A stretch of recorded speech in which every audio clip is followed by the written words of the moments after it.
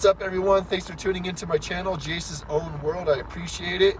I'm going to give you a little bit of an update regarding my car. Recently, I switched my tune to an off-the-shelf IS-38 tune, and that took about 45 minutes for the file to upload on my car. Well, after doing that and not having my car to a charging system, the battery died, so I had to jump my car for it to start. And so I got a little concerned with this because I didn't want to be out there driving with a dead battery and stuff like that. So I just took my car to O'Reilly's, my local O'Reilly's, and I had them test my battery. You can do that with any car, any battery. You can go and test it. Whether you bought a battery from O'Reilly's or whether or not you haven't, you can test it regardless. They'll do it for you for free, which is really cool. I personally bought my battery from O'Reilly's about 2.5 years ago. So it's still under warranty and stuff like that. So that's what I like about it. But anyways, he came out and tested my battery. My battery came out perfectly fine. So I know my battery is still good to go. And so he asked me to turn my car on while his battery tester was still attached to my battery.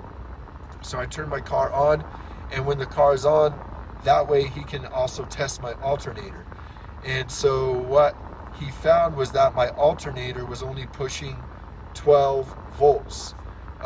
What an alternator is supposed to push out is roughly around 13.5 to 14.5 volts. So if your alternator is super healthy, it should be pushing out 14.5 volts or right around there.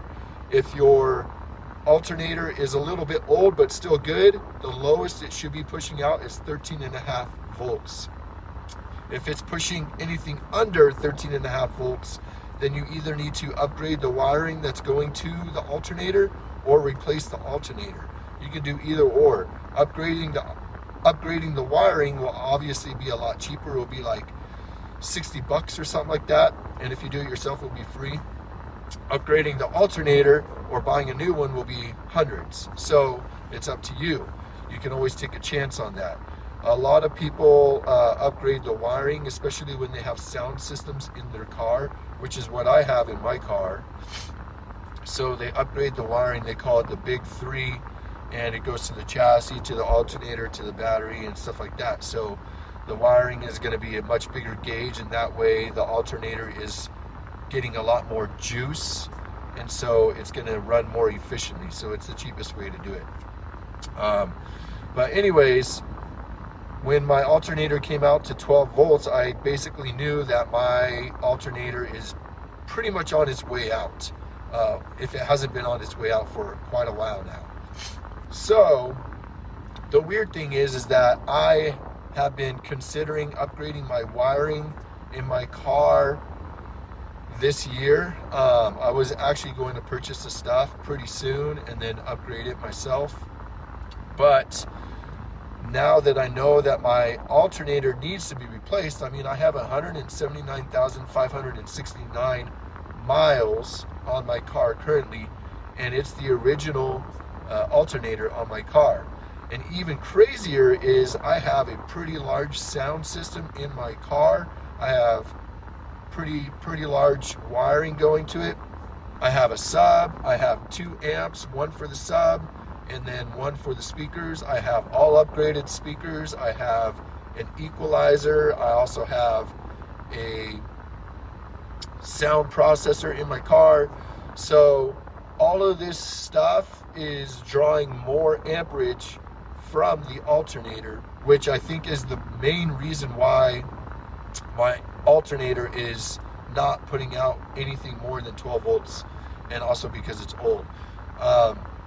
So between the 2 amps that I have, I mean, I'm pushing probably close to 4,000 watts with just the 2 amps, and so that's quite a bit.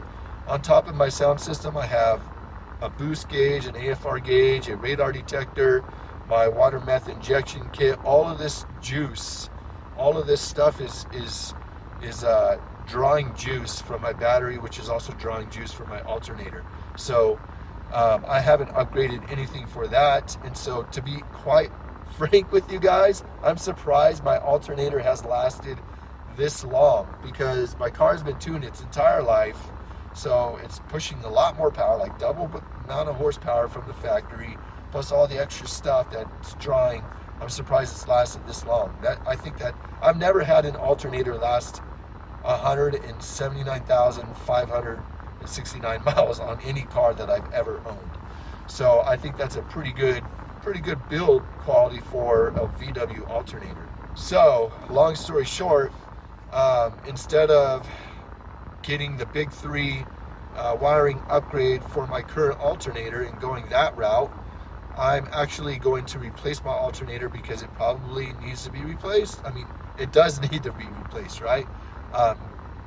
But what I'm going to do is I'm not going to buy a factory OEM alternator. I'm going to buy an upgraded version alternator that puts out more amperage over the factory, and then I'll have a bigger alternator, and that bigger alternator will provide more current and will allow my car to run a lot better.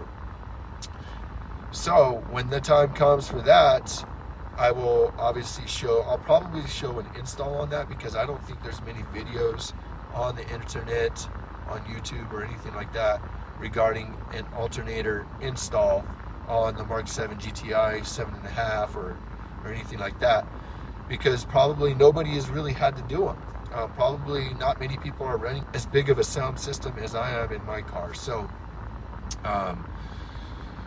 that's what I'm going to do. It's going to cost me a few $100, right?